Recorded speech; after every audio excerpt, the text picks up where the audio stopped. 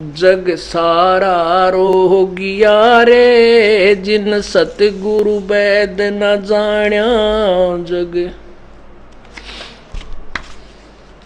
जग सारा रोगिया रे जिन सतगुरु वैद न जाण्या। जग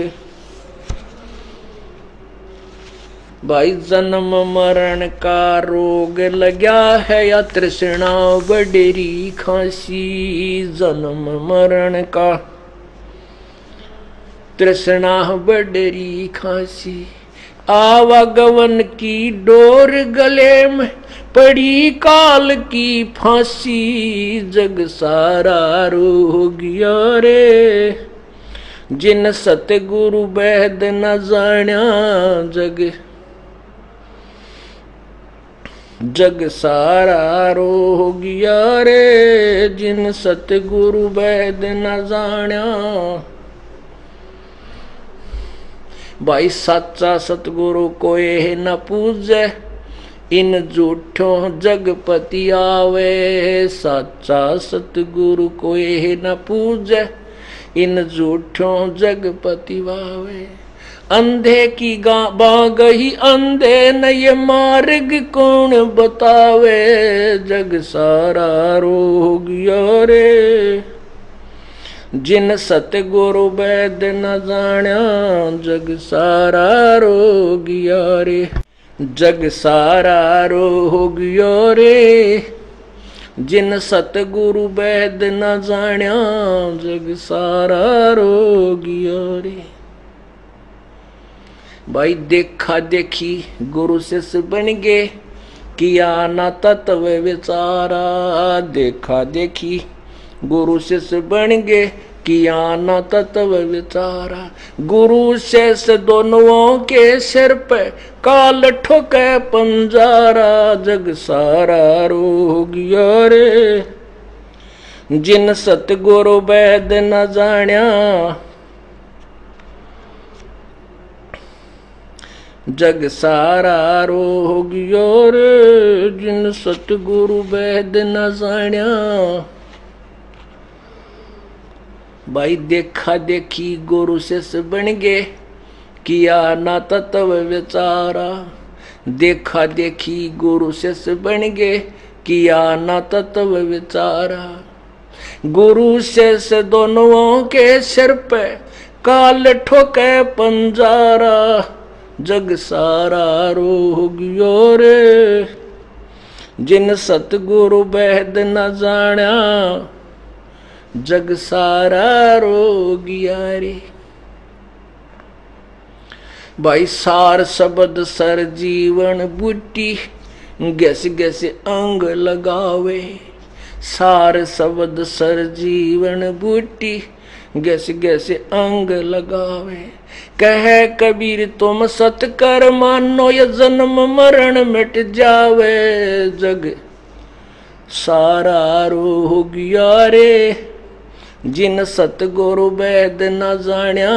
जग सारा रोगिया रे जग सारा रोगिया रे जिन सतगुरु वैद न जाण्या।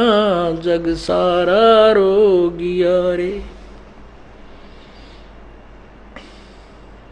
भाई सार शब्द सर जीवन बूटी गस गस अंग लगावे। सार शब्द सर जीवन बूटी गस गस अंग लगावे। कहे कबीर तुम सत कर मानो ये जन्म मरण मिट जावे। जग सारा रोगिया रे जिन सतगुरु वैद न जाण्या। रोगिया रे जग सारा रो जिन सतगुरु वैद न जाण्या। जग सारा रोगिया रे परमात्मा कहते हैं जन्म मरण का रोग लगाया तृष्णा बडरी खांसी। और आने जाने की आवागमन की डोर गले में या पड़ी काल की फांसी। जग सारा रोगिया रे जन्म मृत्यु का रोग सब कह ब्रह्मा विष्णु जी देवी भागवत में स्वयं स्वीकार करते हैं हमारी तो जन्म और मृत्यु होती है। हमारा आविर्भाव जन्म तिरोभाव मृत्यु होती है, हम अविनाशी नहीं है। और पवित्र गीता जी बता रही है अध्याय नंबर 15 के 16 और 17 श्लोक में, 3 भगवान क्षर पुरुष और अक्षर पुरुष, इन दोनों भगवान नाशवान हैं और इनके लोकों के प्राणी भी नाशवान हैं, लेकिन जीवात्मा सभी की वैसे अमर ही है, चाहे गधा है चाहे कुत्ता है। 15वें अध्याय के 17वें श्लोक में लिखा है कि उत्तम पुरुष है तो अन्य। 16वें श्लोक में वर्णित दोनों भगवान क्षर पुरुष और अक्षर पुरुष से अन्य ही कोई और उत्तम परमात्मा है, जो अध्याय नंबर 8 के मंत्र नंबर 3 में कहा कि वो परम अक्षर ब्रह्म है, और वही वास्तव में परमात्मा कहा जाता है, और वही तीनों लोकों में प्रवेश करके सबका धारण पोषण करता है। वह अविनाशी प्रभु है। गीता जी अध्याय नंबर 8 के श्लोक नंबर 20, 21 और 22 में स्पष्ट किया है कि वो अव्यक्त, तीसरे नंबर का जो अव्यक्त भगवान है, वो सभी प्राणियों के नष्ट होने पर भी कभी विनाश को प्राप्त नहीं होता। वहां जाने के बाद प्राणी फिर लौटकर संसार में नहीं आते। वो पूर्ण परमात्मा है, सारी सृष्टि का रचनहार है, और उसी की विधि पाने की ये दास बताता है। कहते हैं, नामा छिपा ओम तारी, पीछे सोहम भेद विचारी, सार शब्द पाया जब लोई, आवागमन बहुड़ ना होई। नामदेव जी छिपी जाति में थे, छिपा जाति में। पहले वो ओम नाम का जाप जपते थे। परमात्मा आकर उनको मिले, उनको सब फिर तत्वज्ञान से परिचित कराया, तो पीछे उनको सोहम शब्द का भेद पता लगा। क्या बताते हैं कि नामदेव जी पहले ओम की लौलारे थे, नामा छिपा ओम तारी, पीछे सोहम भेद विचारी। जो परमात्मा संत रूप में मिले उनको अचानक, और फिर कहते हैं, सार शब्द पाया जद लोई, आवागमन फेर ना होई। कबीर परमात्मा कहते हैं, सो हम शब्द हम जग में लाए, सार शब्द हम गुप्त छिपाए। किसी भी सदग्रंथ में इस परमात्मा के वाणी के अतिरिक्त कहीं भी आपको सोहम शब्द नहीं मिलेगा। और परमात्मा की वाणी से, उस तत्वज्ञान से अपरिचित लोगों ने किसी ने वो ज्ञान ओम सोहम नाम चुरा लिया भगवान की वाणी से। वो अधिकारी नहीं उस नाम के देने के, उन ज्ञान ने कोई ना सोहम लेकर कि जाओगे तुम। तो परमात्मा कहते हैं, वाणी चोर कठोर है,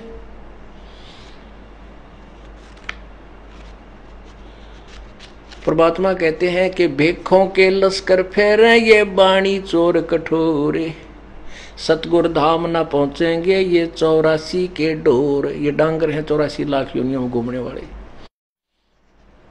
इन भेखों के नारे नारे डिपार्टमेंट बना रखे, हम फलाने पंथ से, हम फलाने पंथ से। पंथ माने भेख।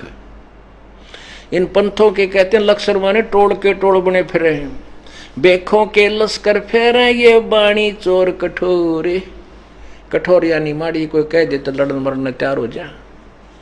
और सतगुरु धाम सतलोक में न जाएंगे ये 84 के ढोरे। ओए परमात्मा की वाणी को चुरा कर नकली सांग जोड़े बैठे हैं। कोई 5 नाम देता है, कोई कुछ देते हैं, सारे नकली सांग हैं, कति झूठे, और इनको कति इनके कोई रास्ता नहीं इनके पास, ये दुनिया को गुमराह किए हुए। परमात्मा कहते हैं, सो हम शब्द हम जग में लाए, सार शब्द हम गुप्त छुपाए। हमने वो सार नाम अभी गुप्त छुपा रखे है। एकाध हंस को दिया है, उनको प्रतिज्ञा दिला दी थी कि अभी नहीं बताओगे, नहीं तो नकली संत पंथ हमारे नामों का आगे प्रदान करते पाएंगे तो तत्व ज्ञान को उलझ पुलझ कर देंगे। अब सभी संतों के, सभी ऋषियों के हमारे पास वो वे ऑफ वर्शिप रखे हैं, उनकी लिखी हुई बुक, और वो 100 वर्षों से चले आ रहे हैं। वो ये नहीं कह सकते हमारे गुरुजी यूँ नाम ना दिया करते, तो वो सारे फेल हो जाएंगे। परमात्मा ने धर्मदास जी और अन्य जितने भी संत उनसे परिचित हुए थे, आदरणीय धर्मदास साहिब जी, आदरणीय नानक साहिब जी, आदरणीय दादू साहिब जी, आदरणीय गरीबदास साहिब जी, आदरणीय मनुकदास साहिब जी, आदरणीय गीसा साहिब जी, इन सब से कह दिया था कि इस वास्तविक मंत्र को आप गुप्त रखना, आप अपनी भक्ति करके निकलो। धर्मदास तो लाख दुहाई, ये सार शब्द कई बार न जाई, सार शब्द बार जो पढ़ी, ये बिचली पीढ़ी हंसनी तेरही। धर्मदास और सभी संतों को कहा था तुम्हें लाख दुहाई, इस सार शब्द और सार ज्ञान को अभी किसी से बताना नहीं। यदि अब बता दोगे, यानी 600 साल पहले हमारी प्राथमिक पीढ़ी थी, वो सारी अनपढ़ थी, केवल एक वर्ग संस्कृत जानता था और उसको कह कह का बेरा नहीं था। तो उस समय परमात्मा आए थे और इसीलिए हम यहाँ रह गए, क्योंकि हम सदग्रंथों से परिचित नहीं थे। परमात्मा यही ज्ञान बताया करते थे। कबीर भगवान जो दास बता रहा उन्हीं का दिया हुआ। उस समय के उन नकली संतों ऋषियों ने उस परमात्मा के ज्ञान को ऊपर नहीं आने दिया, और हमारे जो पूर्वज थे वो अनपढ़ थे, वो ये मानते थे कबीर अशिक्षित है और पंडित जी संस्कृत जानते हैं और सभी सदग्रंथ वेद और गीता पुराण संस्कृत में है। तो कबीर जी का ज्ञान झूठा हो सकता है, ऋषि जो ब्राह्मण बता रहा है ये सही होगा, क्योंकि ये संस्कृत जानता है। और उस संस्कृत के जानने वाले ने क्या है का मुँह पूछड़ का ज्ञान नहीं था। अब वही सदग्रंथ है, वही वेद है, वही पुराण है, और परमात्मा का ज्ञान 600 साल पहले लिखा हुआ है और सबसे मेल खा रहा है। तो हम किसी को भी, हमारे गुरु लोग नहीं बता पाए थे ये जो तत्व ज्ञान था, और हमारे सदग्रंथों में लिखा तो वो गुरु नहीं थे। जो टीचर आउट ऑफ सिलेबस पढ़ाता है, जिसने सिलेबस है का नहीं बेरा, वो टीचर कितना हो गया, वो गुरु ही नहीं है, वो टीचर ही नहीं है। तो ये हमारे अभी तक जितने ऋषि में ऋषि थे सारे डले डोमे थे और उआ बाई बांडा करते, इधर की उधर सुनी सुनाई दंत कथा लोक वेद को गाते फिरा करते, सदग्रंथों से भी परिचित नहीं थे। तो परमात्मा ने फिर अब जैसे कहा, उस समय तो हम रह गए क्योंकि हमने भगवान की बात पर विश्वास नहीं बना। अब बीचली पीढ़ी आ गई, 1947 से भारत आज़ाद होया, 1951 में दास को भेजा परमात्मा ने। अब वहाँ से अब पिछली पीढ़ी शुरू होगी और शिक्षा एकदम हिंदुस्तान के अंदर जैसे दावानल फैलती है ऐसे फैल गई। और अब ये सब शिक्षित समाज है, बच्चे तो लेकर बूढ़े ताई, और सदग्रंथ अपने पास है, हम खूब पढ़ेंगे। तो अब हम परमात्मा की वाणी पर विश्वास करेंगे, क्योंकि सदग्रंथ भी वही बता रहे हैं। और जो हमारे गुरु थे वो नकली थे, उन्होंने अपने सदग्रंथों का पता नहीं था। तो इसलिए हम प्रभु की बिचली पीढ़ी वाले भी पार होंगे।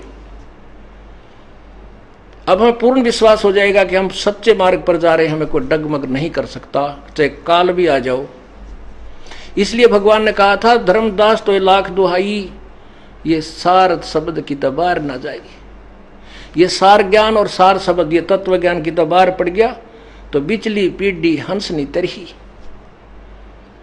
ये बीच वाली पीढ़ी शुरू होगी। और लास्ट की पीढ़ी जो कलयुग का अंत होगा, बहुत खतरनाक लोग हो जाएंगे, सभी मांसाहारी, बुरा हाल, एक दूसरे ने खाएंगे, लुटेंगे, बुरा हाल हो जाएगा।